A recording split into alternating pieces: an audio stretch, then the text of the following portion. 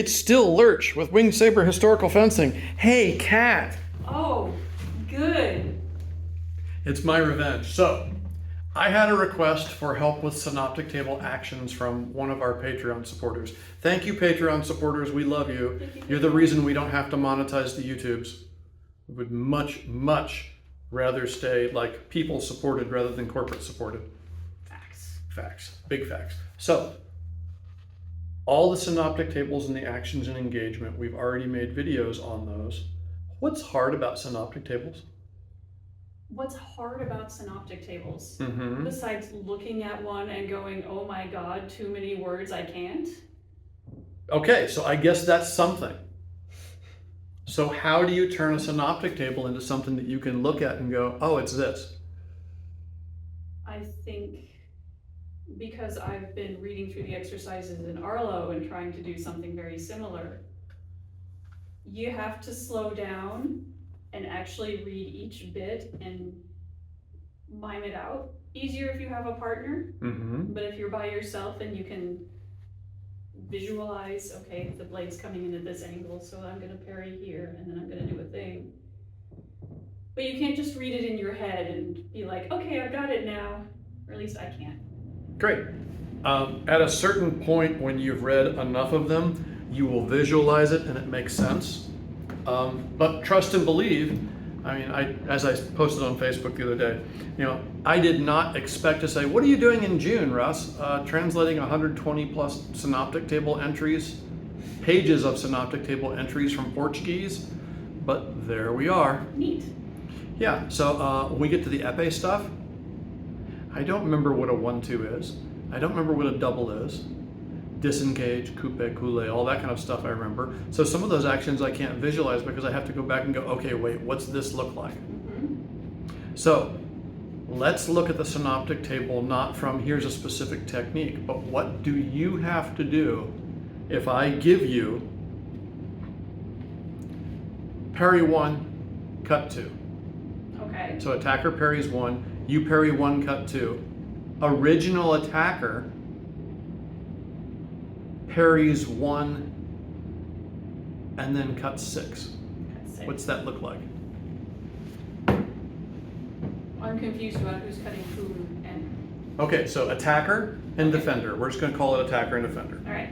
Okay, so attacker cuts 1. All right. Defender parries 1, cuts 2. Cool. So we parry 1, we cut 2. Attacker responds with parry 1, cut 6. So where's the attacker right now? Here's the part that makes it hard, right? Yes.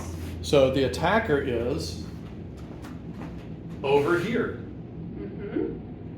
And if they respond parry 1, oh, you've parried and you've parried, and if they roll to 1, that's an oblique parry.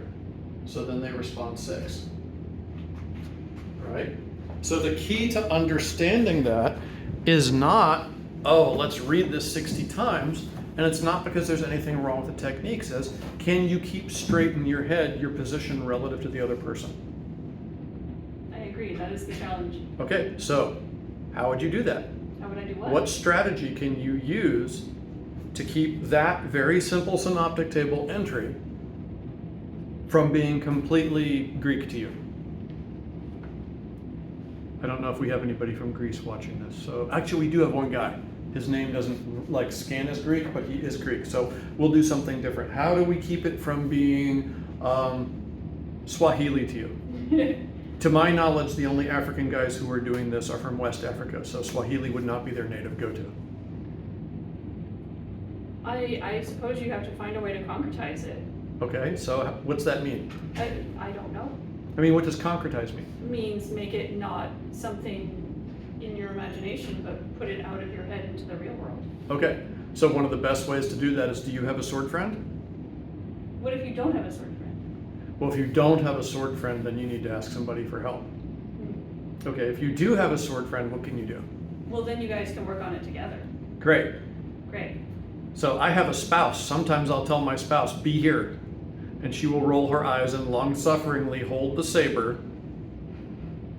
When I was early in this, I would sometimes wake up at 3 a.m. going, oh, it's like this, isn't it? And my wife would look at me like, all right, what is? And I was like, never mind, I'm sorry, go to bed. She's like, no, I'm gonna be stuck thinking about it now. So, 3:30 in the morning, we're in our jammies and she's holding a saber. And I'm like, oh my God, it really is like that. That's amazing. So, are you feeling good enough to stand up? I can stand up. Okay, so stand up, I'll pull the focus back. We're gonna do this exact same technique again, and I'm gonna play the part of clueless sword friend, and you're gonna walk me through it. You're wondering how this works, okay? Okay. So attacker cuts one, right? Attacker You tell me to do that. All right, attacker cut one. Okay, so I cut one. Great. Cut So- at me, please. Oh, okay, so, Okay, kind of. okay, so you did that, All right.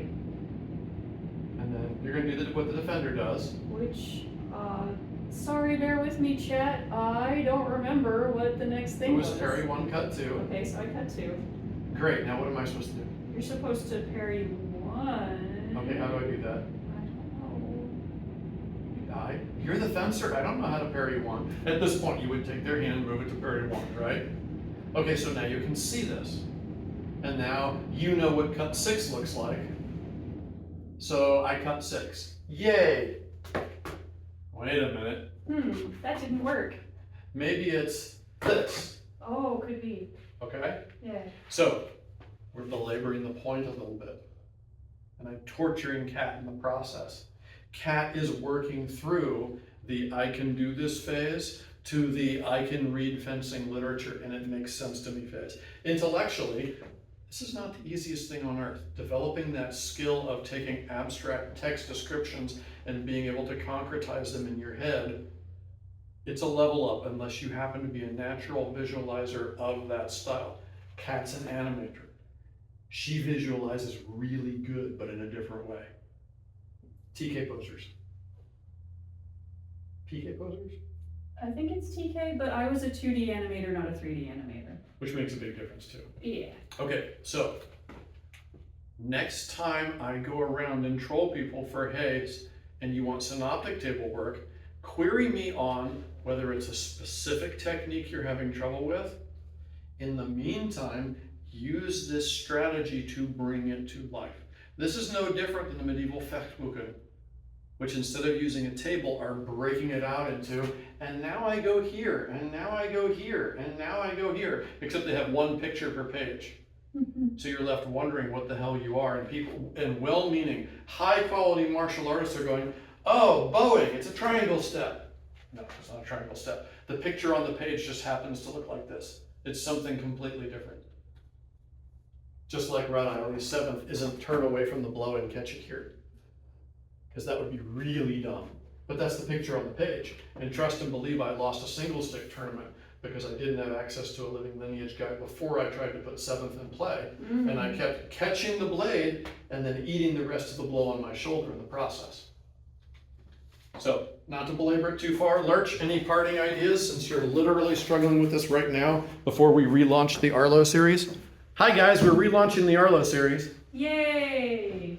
Probably once I can walk and not hobble. Right, so give us a parting thought, Lurch. I mean, don't give up. Okay, we'll take it. It's the 2020s. We've got more videos and content coming, so if you liked what you saw and it was useful for you, please stab the like button, /subscribe, and punch the little bell icon so that you're notified immediately when new content comes available. Thanks, and go do the thing.